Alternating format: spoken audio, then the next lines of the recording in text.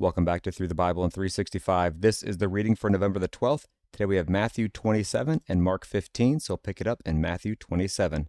When morning came, all the chief priests and elders of the people plotted against Jesus to put him to death. And when they had bound him, they led him away and delivered him to Pontius Pilate the governor. Then Judas his betrayer, seeing that he had been condemned, was remorseful, and brought back the 30 pieces of silver to the chief priests and the elders, saying, I have sinned by betraying innocent blood. And they said, What is that to us? You see to it. Then he threw down the pieces of silver in the temple and departed, and went and hanged himself. But the chief priests took the silver pieces and said, It is not lawful to put them into the treasury, because they are the price of blood. And they consulted together, and bought with them the potter's field to bury strangers in. Therefore that field has been called the field of blood to this day. Then was fulfilled what was spoken by Jeremiah the prophet, saying, And they took the 30 pieces of silver, the value of him who was priced, whom they of the children of Israel priced, and gave them for the potter's field, as the Lord directed me. Now Jesus stood before the governor, and the governor asked him, saying, Are you the king of the Jews? Jesus said to him, It is as you say. And while he was being accused by the chief priests and the elders, he answered nothing. Then Pilate said to him, Do you not hear how many things they testify against you? But he answered him not one word, so that the governor marveled greatly. Now at the feast the governor was accustomed to releasing to the multitude one prisoner whom they wished, and at that time they had a notorious prisoner called Barabbas. Therefore, when they had gathered together, Pilate said to them, Who do you want me to release to you, Barabbas or Jesus, who is called Christ? For he knew that they handed him over because of envy. While he was sitting on the judgment seat, his wife sent to him, saying, Have nothing to do with that man, for I have suffered many things today in a dream because of him. But the chief priests and the elders persuaded the multitudes that they should ask for Barabbas and destroy Jesus. The governor answered and said to them, Which of the two do you want me to release to you? And they said, Barabbas. Pilate said to them, What then shall I do with Jesus, who is called the Christ? They said to him, Let him be crucified. Then the governor said, Why, what evil has he done? But they cried out all the more, saying, Let him be crucified. When Pilate saw that he could not prevail at all, but rather that a tumult was rising, he took water and washed his hands before the multitude, saying, I am innocent of the blood of this just person. You see to it. And all the people answered and said, His blood be on us and on our children. Then he released Barabbas to them, and when he had scourged Jesus, he delivered him to be crucified. Then the soldiers of the governor took Jesus into the praetorium and gathered the whole garrison around him, and they stripped him and put a scarlet robe on him. When they had twisted a crown of thorns, they put it on his head, and a reed in his right hand, and they bowed the knee before him and mocked him, saying, Hail, King of the Jews! Then they spat on him, and took the reed and struck him on the head. And when they had mocked him, they took the robe off him, put his own clothes on him, and led him away to be crucified.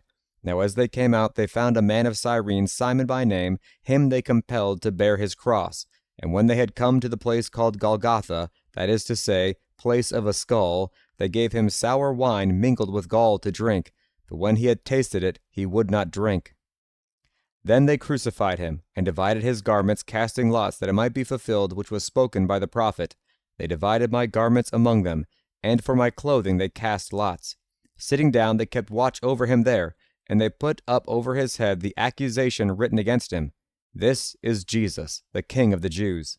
Then 2 robbers were crucified with him, one on the right and the other on the left.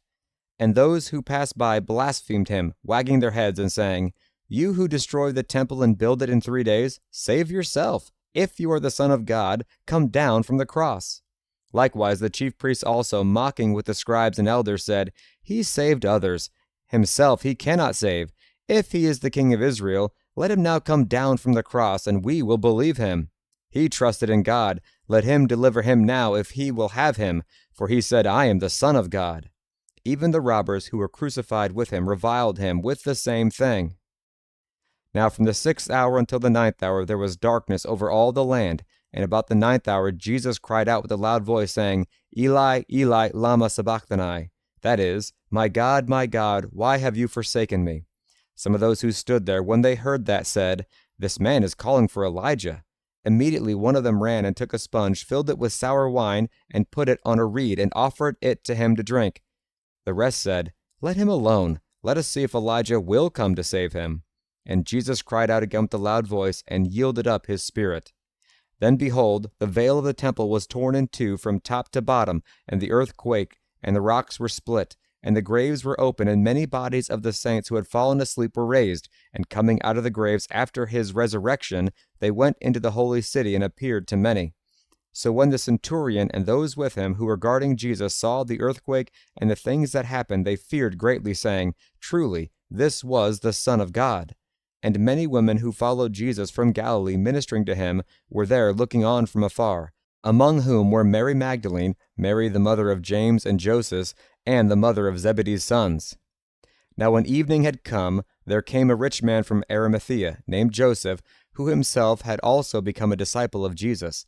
This man went to Pilate and asked for the body of Jesus. Then Pilate commanded the body to be given to him. When Joseph had taken the body, he wrapped it in a linen cloth and laid it in his new tomb which he had hewn out of the rock, and he rolled a large stone against the door of the tomb, and departed. And Mary Magdalene was there, and the other Mary, sitting opposite the tomb. On the next day, which followed the day of preparation, the chief priests and Pharisees gathered together to Pilate, saying, "Sir, we remember while he was still alive how that deceiver said, 'After 3 days I will rise.'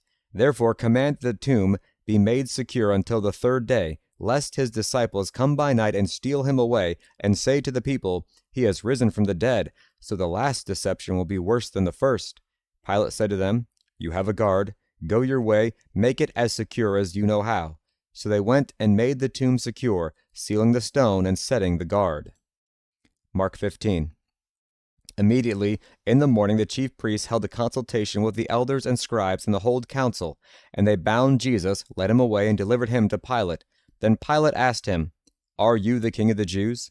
He answered and said to him, "It is as you say." And the chief priests accused him of many things, but he answered nothing. Then Pilate asked him again, saying, "Do you answer nothing? See how many things they testify against you?" But Jesus still answered nothing, so that Pilate marveled. Now at the feast he was accustomed to releasing one prisoner to them, whomever they requested. And there was one named Barabbas, who was chained with his fellow rebels. They had committed murder in the rebellion. Then the multitude, crying aloud, began to ask him to do just as he had always done for them. But Pilate answered them, saying, "Do you want me to release to you the king of the Jews?" For he knew that the chief priests had handed him over because of envy. But the chief priests stirred up the crowd so that he should rather release Barabbas to them. Pilate answered and said to them again, "What then do you want me to do with him whom you call the king of the Jews?" So they cried out again, "Crucify him." Then Pilate said to them, "Why? What evil has he done?" But they cried out all the more, "Crucify him." So Pilate, wanting to gratify the crowd, released Barabbas to them, and he delivered Jesus, after he had scourged him, to be crucified.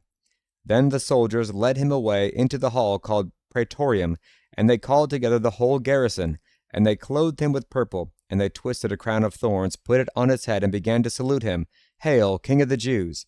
Then they struck him on the head with a reed and spat on him, and bowing the knee they worshipped him. And when they had mocked him, they took the purple off him, put his own clothes on him, and led him out to crucify him. Then they compelled a certain man, Simon, a Cyrenian, the father of Alexander and Rufus, as he was coming out of the country and passing by, to bear his cross. And they brought him to the place Golgotha, which is translated, place of a skull. Then they gave him wine mingled with myrrh to drink, but he did not take it. And when they crucified him, they divided his garments, casting lots for them to determine what every man should take. Now it was the 3rd hour, and they crucified him. And the inscription of his accusation was written above, "The King of the Jews." With him they also crucified 2 robbers, one on his right and the other on his left. So the scripture was fulfilled which says, "And he was numbered with the transgressors." And those who passed by blasphemed him, wagging their heads and saying, "Aha! You who destroy the temple and build it in 3 days, save yourself, and come down from the cross." Likewise the chief priests also, mocking among themselves with the scribes, said, "He saved others, himself he cannot save. Let the Christ, the King of Israel, descend now from the cross, that we may see and believe." Even those who were crucified with him reviled him. Now when the 6th hour had come, there was darkness over the whole land until the 9th hour. And at the 9th hour Jesus cried out with a loud voice, saying, "Eloi, Eloi, lama sabachthani," which is translated, my God, why have you forsaken me?" Some of those who stood by when they heard that said, "Look, he is calling for Elijah." Then someone ran and filled a sponge full of sour wine, put it on a reed, and offered it to him to drink, saying, "Let him alone. Let us see if Elijah will come and take him down." And Jesus cried out with a loud voice and breathed his last. Then the veil of the temple was torn in two from top to bottom. So when the centurion who stood opposite him saw that he cried out like this and breathed his last, he said, "Truly this man was the Son of God." There were also women looking on from afar, among whom were Mary Magdalene, Mary the mother of James the Less and of Joseph, and Salome, who also followed him and ministered to him when he was in Galilee, and many other women who came up with him to Jerusalem. Now when evening had come, because it was the preparation day, that is, the day before the Sabbath, Joseph of Arimathea, a prominent council member, who was himself waiting for the kingdom of God, coming and taking courage, went in to Pilate and asked for the body of Jesus. Pilate marveled that he was already dead, and summoning the centurion, he asked him if he had been dead for some time. So when he found out from the centurion, he granted the body to Joseph. Then he bought fine linen, took him down, and wrapped him in the linen, and he laid him in a tomb which had been hewn out of the rock, and rolled the stone against the door of the tomb. And Mary Magdalene and Mary the mother of Joseph observed where he was laid.